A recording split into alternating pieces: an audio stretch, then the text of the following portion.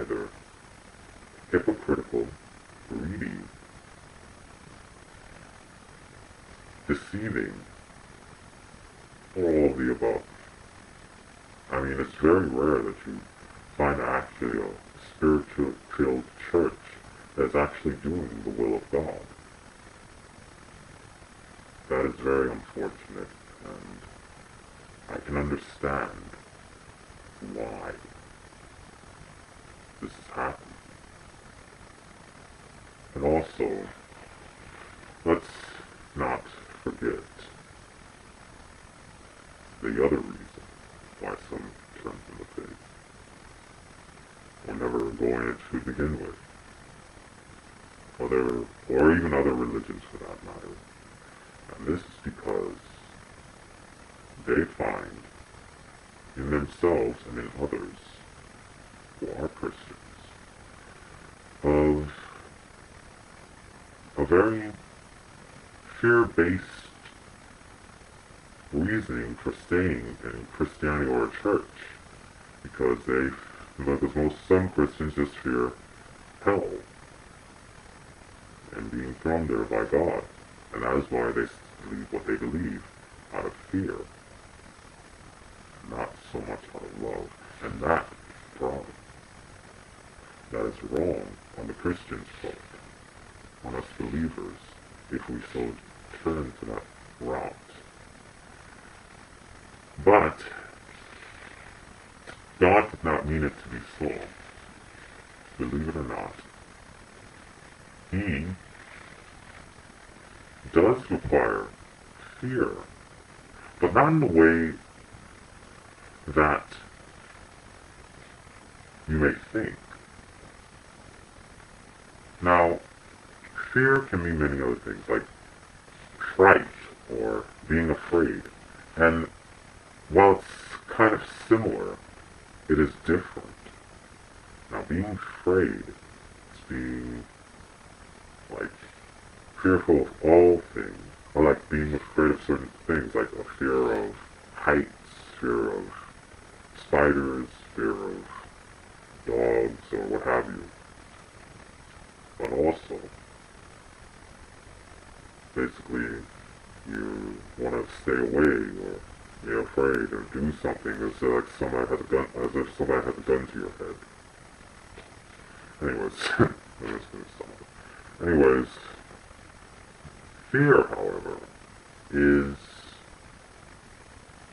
has a different meaning.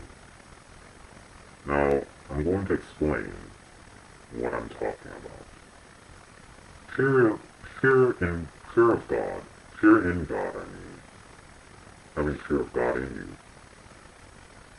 you, meaning that you are in awe of certain things that He does, His creation, of Him, being in awe and amazement that has very little to no words to explain His awesome power, His glory, His riches in heaven and earth.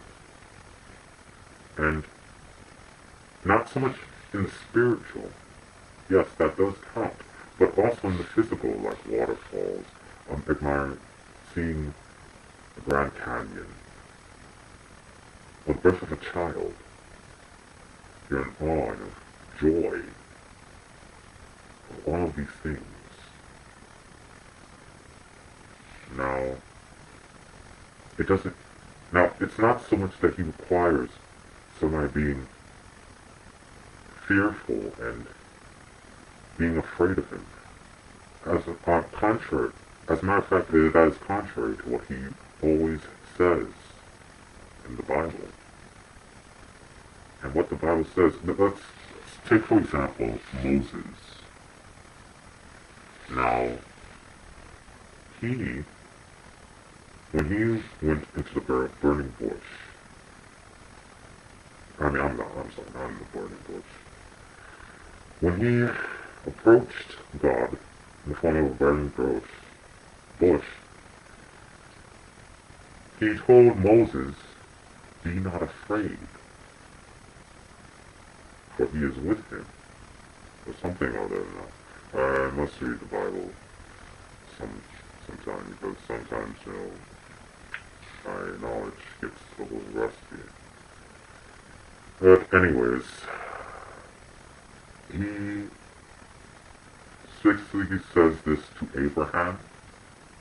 He says this to Gideon in the book of Judges, one of those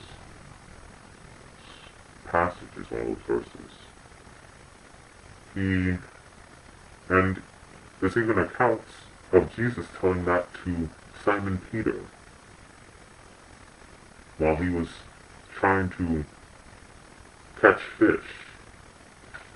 And after they caught a boatload of them, he says, "Go away from me, Lord. I am a sinful man."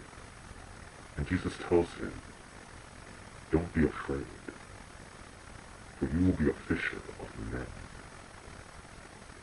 Now, I am talking about a God that does not seek people to be afraid of him. He does not seek for a reason to be angry or mean. As a matter of fact, this is quite the opposite. I understand that there are men that misrepresent him time after time, day in and day out.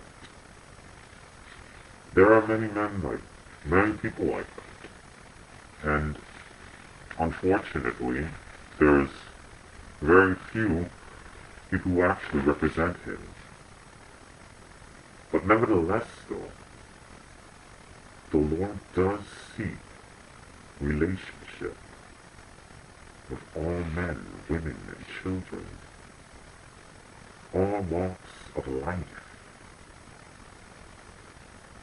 It is unfortunate that one should fear him and not love him. If it is not without love, then it is as nothing. But the scriptures also says, Paul also says in the scriptures, that he may be able to talk to angels. May be able to speak in angelic tongues, or have enough faith to move mountains. But without love, it is as nothing. You can speak in tongues, but without love, he's like a gong. He'll be as a gong booming.